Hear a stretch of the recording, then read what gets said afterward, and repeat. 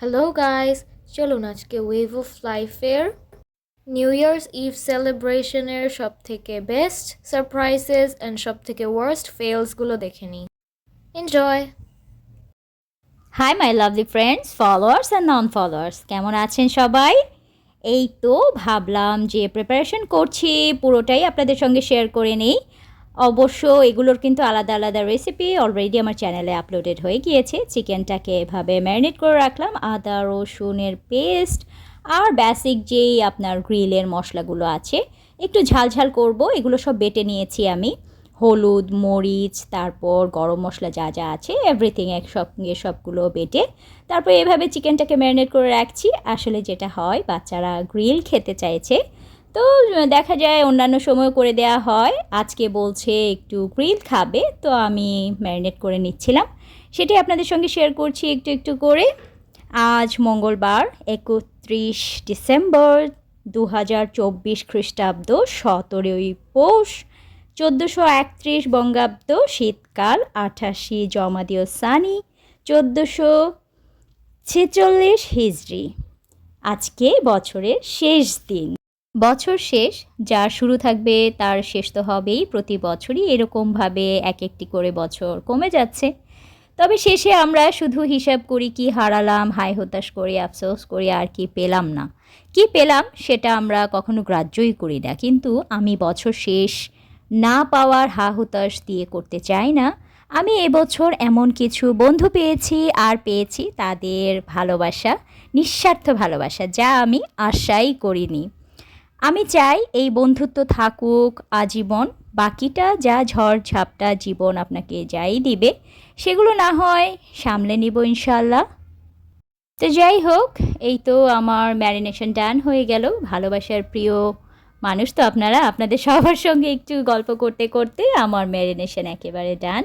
কিছুক্ষণ পর এগুলোকে, মানে কিছু না, এটা আসলে সকালের প্রিপারেশন ছিল। একটু ম্যারিনেটটা আগে থেকে করে রাখলে যেটা হয়, খুবই ভালো হয়। হ্যাঁ, সকাল সকাল করে রেখেছিলাম, কয়েক ঘন্টা এটা ম্যারিনেটেড থাকবে। আর এদিকে আমার প্রিন্সেস হাতে নেল পলিশ লাগাচ্ছিল, নিজে নিজে লাগাচ্ছে, মাশাআল্লাহ, আলহামদুলিল্লাহ। সবাই দোয়া করবেন আমার প্রিন্সেসের জন্য।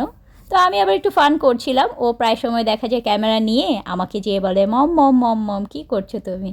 তো আজকে সেই ফানটা আমি ওর সাথে ক্রিয়েট করছিলাম। ফ্যামিলিতে আসলে যেটা হয়, একটু ফান মেকিং থাকলে সবার কাছে ব্যাপারটা খুবই এনজয়েবল হয়। ফ্যামিলি টাইম আসলে এভাবে কাটানো উচিত। এতে করে যেটা হয়, পারিবারিক বন্ধনটা অনেক বেশি দৃঢ় হয়। তো যাই হোক, এটা মোটামুটি সন্ধ্যা হয়ে গিয়েছে, তো আমি ভাবলাম যে একটু মেনুতে একটু হেলদি কিছু রাখার চেষ্টা করি। তো একটু সফট ভেজিটেবলটা করে নিয়েছিলাম বাটারের মধ্যে, এভাবে আপনার রসুনটাকে একটু ফ্রাই করে নিলাম, তারপরে কিছুটা পেঁয়াজও দিয়ে দিলাম, কারণ একটু হেলদিভাবে আমি মেনুটা সাজাতে চেয়েছি, যেটাতে ভিটামিন থাকবে, ক্যালোরিজ থাকবে, তারপর আপনার ফাইবার থাকবে, হ্যাঁ, প্রোটিন থাকবে, এভাবে আর কি আমি একটু ঢেলে সাজাতে চেয়েছি। রাইস এবং মানে কার্বের যেই ব্যাপারটা সেটা একটু কম থাকবে, এরকম টাইপের একটা মেনু আর কি সিলেক্ট করেছিলাম। তো কিছুটা মাশরুম দিয়ে দিয়েছি, বাচ্চারা আবার খুবই মাশরুমটা লাইক করে, এটা হেলথের জন্য ভালো। যারা যারা খান না তারা কিন্তু স্কিপ করতে পারেন, কোনো সমস্যা নেই। আর এখন শীতের ভেজিটেবল তো কী বলবো, নিউট্রিশিয়ানে একেবারে ভরপুর। আর আমার জন্য এটা প্লাস পয়েন্ট, আমার বাচ্চারা অনেক লাইক করে এভাবে যদি আমি একটু সল্ট অ্যান্ড পেপার দিয়ে সটে করে দিই। আপনারা আপনাদের প্রেফারেবল সবজিগুলো অ্যাড করতে পারেন। বাচ্চাদেরকে তো দেখা যায় সবজি খাওয়াতে গেলে অনেক বেশি ঝামেলা পোহাতে হয়, আলহামদুলিল্লাহ আমার সেটা করা লাগে না, ওরা এমনিতেই অনেক লাইক করে।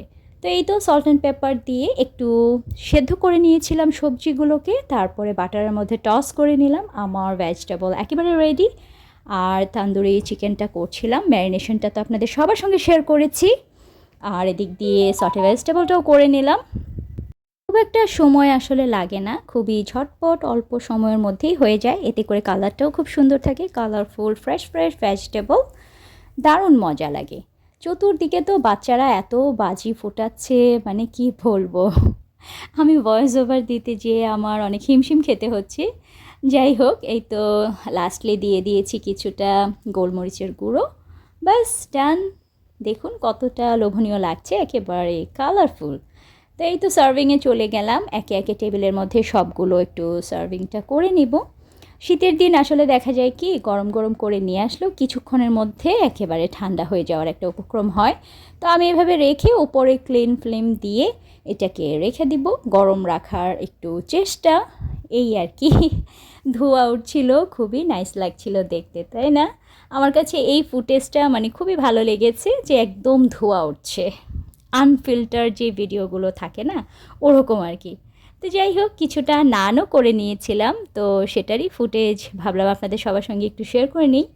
নানটা করে নানের উপরে একটু ঘি ব্রাশ করে দিয়েছি।